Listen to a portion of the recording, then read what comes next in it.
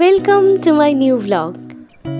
আজকে জগদ্ধাত্রী পুজোর পরের দিন, বিসর্জনের পালা, মায়ের বিদায়ের পালা, সেই গল্প নিয়েই হাজির হলাম আপনাদের কাছে। আজকে ব্লগটা স্টার্ট করছি সন্ধেবেলা থেকে।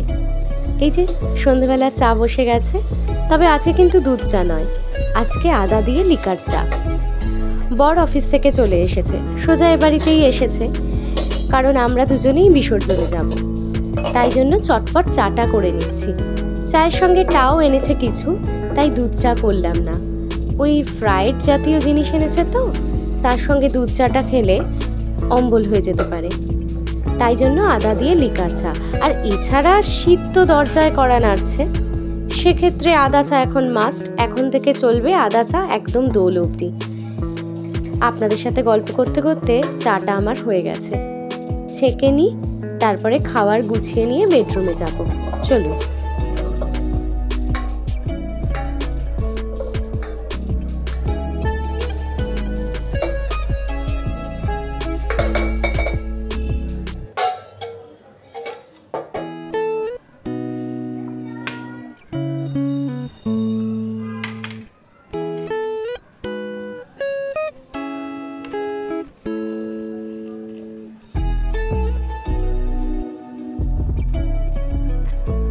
এই যে খাবার টেবার প্লেটে সাজিয়ে নিচ্ছি।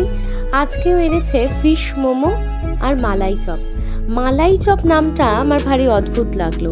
আর হ্যাঁ, ফিশ মোমো আমি ফার্স্ট টাইম খাবো। আমি চিকেন মোমো খেয়েছি। চিকেন মোমোর ওই যে ভেরিয়েশনসগুলো, chicken cheese momo, corn chicken cheese momo, fried, pan fried, steam, সব খেয়েছি। ফিশ মোমো এই ফার্স্ট টাইম। এই যে এইটা হচ্ছে মালাই চপ। জানি না কেমন খেতে হবে, আশা করি ভালোই হবে। আমার তো চিকেন পকোড়ার মতো লাগছে। ব্যাস, গোছানো হয়ে গেছে, এবার নিয়ে যাচ্ছি। 15 টাকা করে। কত করে নিল? 15 রুপিস। হ্যাঁ ঠিক আছে, দাও দুটো 30 টাকা। একবার ট্রাই করা যাক খেয়ে। হ্যাঁ দেখি না, সব দোকানেই তো ট্রাই করি। হ্যাঁ, চাটা কেমন হয়েছে বলো? আর তাজ বেঙ্গলে খাচ্ছি। খালি বাজে কথা। আজ মায়ের বিসর্জন, মা চলে যাবে। আবার 1 বছরের অপেক্ষা। মনটা তাই খুব খারাপ।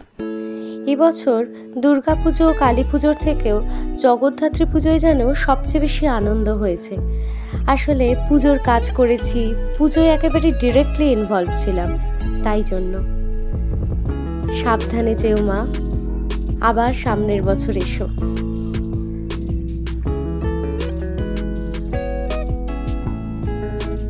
ইতিমধ্যেই পাশের পাড়ার বিসর্জনের প্রসেশনটা স্টার্ট হয়ে গেছে। আমাদের পাড়ার মধ্যে দিয়েই ওরা যাচ্ছে।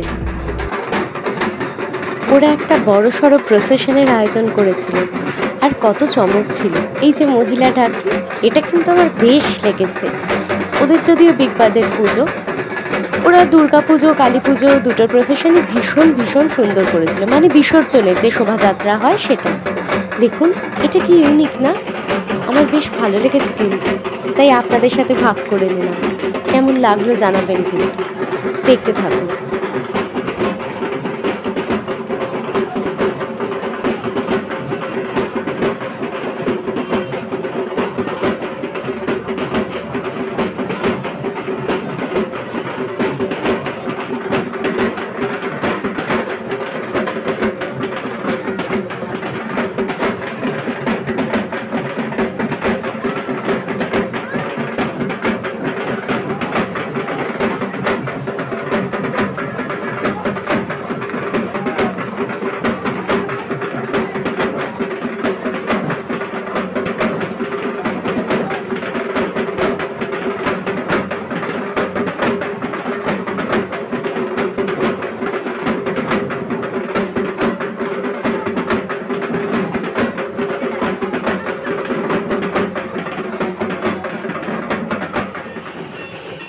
মায়ের মুখটা কি সুন্দর হয়েছে দেখুন। ওদের ঠাকুর বানিয়েছে সনাতন রুদ্রপাল। অপূর্ব।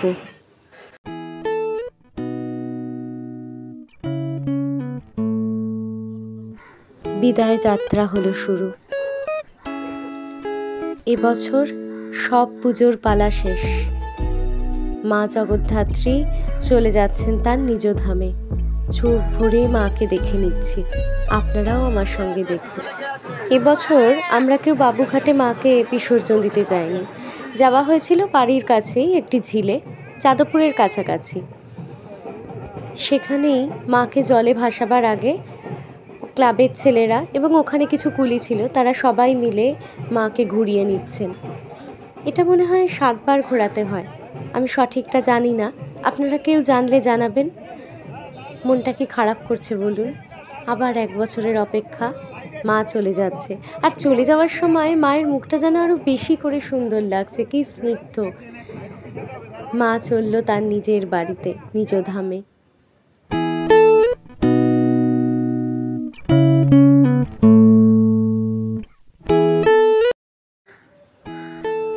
পড়ে রইল শূন্য বেদি, শূন্য আসন, আবার 1 বছরের প্রতীক্ষা।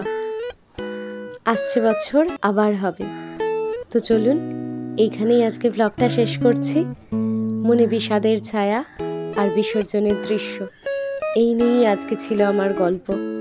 আবার নতুন একটা দিন, নতুন একটা ব্লগে আসবো এক ঝুড়ি গল্প নিয়ে।